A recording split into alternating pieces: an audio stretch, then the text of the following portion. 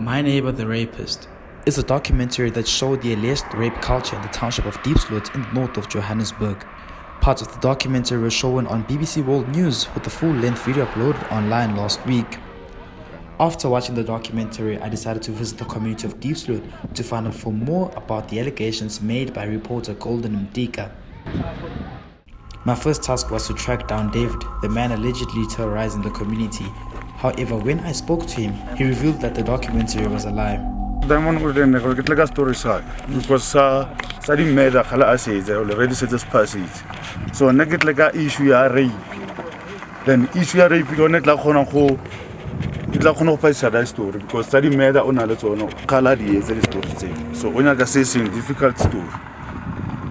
And I took some pellets on an scripture paper and before we read that document. Speaking to Drama about the documentary, David says he was approached to do the drama series where he played a character who was a rapist and was paid $350 for the role.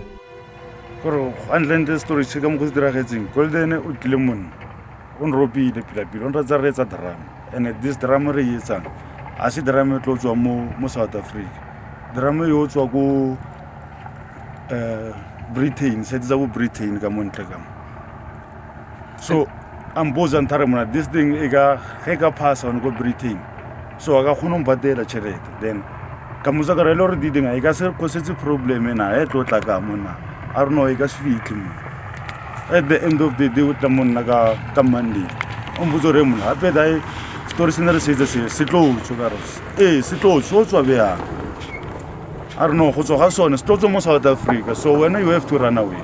So when I got place, get la rende, Naga or run out, Kawasavish. I wish someone like rap like getting out because this thing is dangerous. Nothing on 350 rand. I'm feeling you. Which are we saying? That 350 rand, I get 350 rand, I will go to just tourist and as well. Then don't pay a half the day after. However, he was taken by surprise when the video went viral and realized he had been misrepresented. Kamuji for it dangerous because Nalwen, Rewilla and Pino, not did the Gasser by Galubutata. So I'm putting an outata and then Nagi for Monday, one of the pictures of the Facebook with the Tamu was a sterile Facebook and buy one and training. What is happening? So what Lamon Antarane?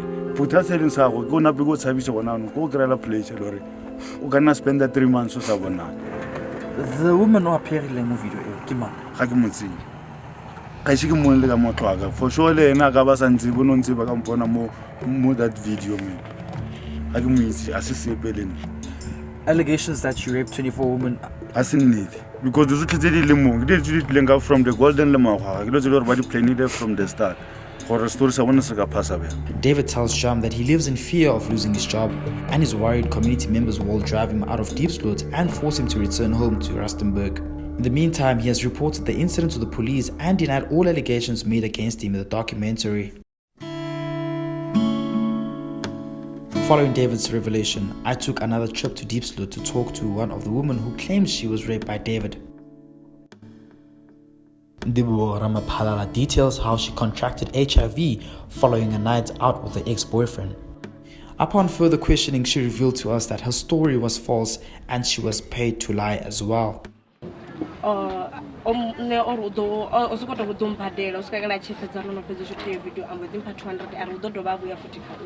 Neighbour has since set the record straight about her health status. Are you HIV positive?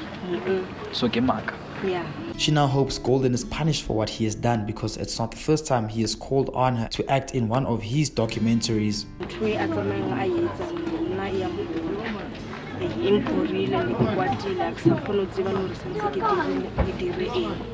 And then I see my trauma at Limon. I don't know to do so. Kids, and we are my trauma. I don't really like a gun to react like a gaba to buy them. Baba goes back with high by them afraid. Like a Tokariki, like me one was in Zimbabwe. Sansiki. ke bolele hore ha re tswa kwa go Zimbabwe re tla yang le jwang. Following the revelations, Neighbour's image has been tainted. Both her sister Cynthia and mother Mavis says the documentary has made them the topic of gossip in the community, and this has negatively impacted the family.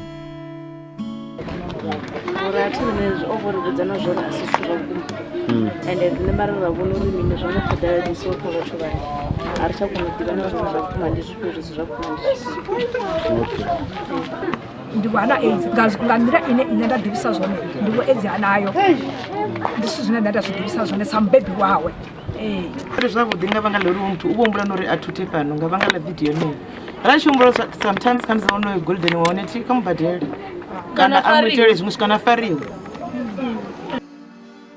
Ori achagona nochimbira staratana chimbira vamba zvine vafuna ngai afri. This man, who did not want to be identified, says he's a filmmaker in Suid-Afrika and confirms that he's also previously worked with 2 other men featured in the documentary. So that boy, I know him very well. He's naughty, but he's not like the way they describe David as he is. David is not that type of a person.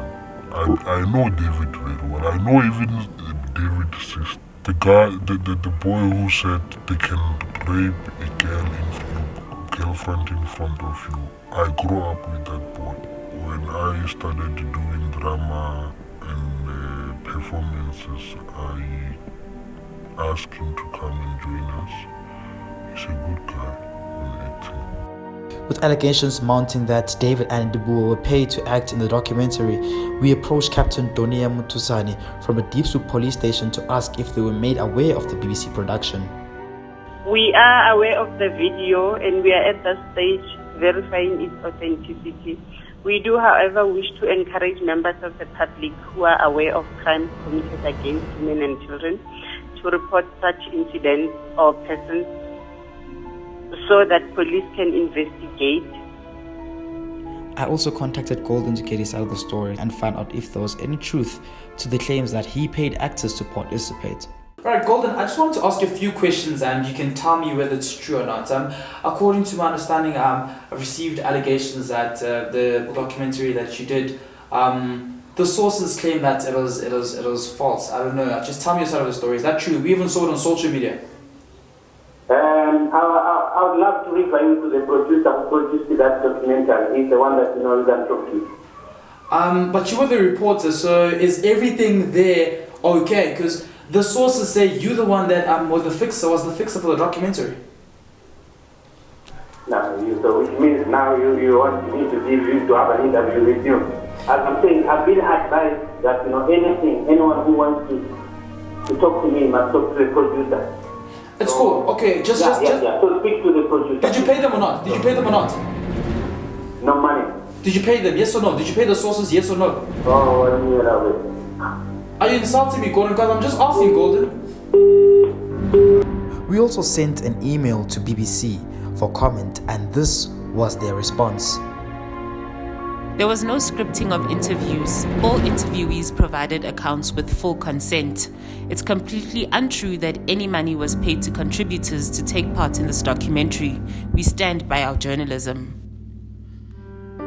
With Suid-Afrika once again in the spotlight for wrong reasons, community activist Papi Sateghe says the allegations made in the documentary do nothing to help clean up the image of the township. He also tells Dram that it's not the first time that allegations of misrepresenting the community of the Suid-Afrika have been made against BBC reporter Golden Ndika. Some people who are involved in that documentary to put it together, I respected them personally because we always talk, but I didn't know that they can go this deep to make money out of the community that is very innocent. I think something must be done to make the image of this community to come back. This story is definitely scripted, and the guys that are there, they were acting a movie. They confessed to me, they confessed to other leadership, and they even went to the police station to make sure that their name is clear. So I hope this documentary will alert our people in the community to start thinking twice when they see them.